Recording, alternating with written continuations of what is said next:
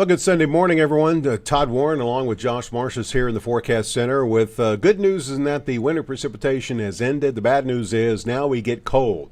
As we look at pinpoint Doppler, you can see here approaching mid-morning that the sleet has moved over towards the Mississippi, and we are pretty much done for the most part, as now our attention will turn to the cold, as well as how quickly the power outages go down. You can see the current numbers. Again, the biggest concentration of the power outages near and south of Interstate 20 in East Texas and Northwest Louisiana. Notice the 10,000 in Shelby County, 12,000 in DeSoto Parish, and 10,000 in Sabine Parish. As the main impact from freezing rain last night was a little bit further to the south, hence the new outages in both Sabine and Natchitoches parishes. And on a percentage basis, you can see over 70% are without power in Shelby County, DeSoto, and Red River parishes, as well as down in Sabine Parish, 55% of the customers without power. Have noticed a little bit of a decline here during the morning in the numbers coming in from Caddo Parish so far.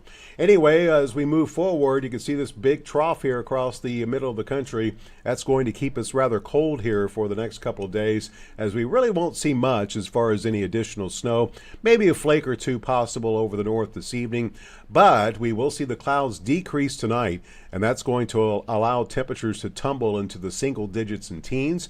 Tomorrow we will see plenty of sunshine, as temperatures will be warmer, but not much warmer. We will struggle to make it close to freezing across the area. And then moving through tomorrow night, another cold night with a light wind. Temperatures could be a few degrees colder than what's on the way for tonight.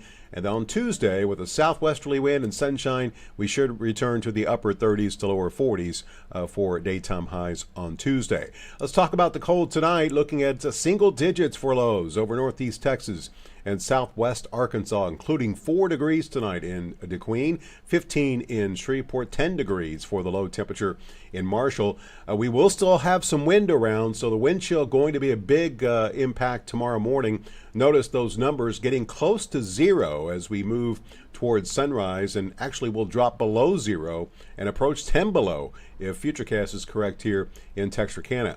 Moving ahead to Tuesday night, or Monday night into Tuesday morning, you can see more locations will be in the single digits, 14 in Shreveport, 1 for the nighttime low in DeQueen, and 8 degrees in Texarkana. So be sure to take those precautions to protect the pipes, and don't forget about the pets as well. Now, longer range, we're going to stay dry. We'll have to keep an eye on this disturbance, which will be moving into the southwestern sections of the country late in the week. Does appear as if all the precipitation associated would now stay to our south, but it's something to keep an eye on.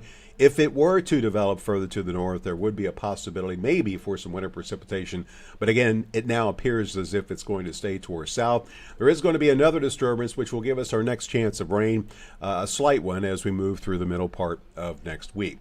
So your forecast for tonight, expect a clearing sky. We will see the extreme cold with the single digits north and low to middle teens further to the south. Again, 15 for the low temperature tonight in Shreveport, and 9 in Texarkana. Temperatures tomorrow with some sunshine will struggle to make it into the lower 30s. 33 in Shreveport, 31 in Texarkana, 33 in Marshall, and 34 degrees in Natchitoches. Your 10-day forecast shows 40s returning for Tuesday. We'll flirt with 50 on Thursday. Then another surge of colder air returns behind that system that I mentioned earlier late this week. That'll drop those lows back into the low 20s. But look what happens afterwards. A nice warm-up next week as temperatures return to the middle 50s.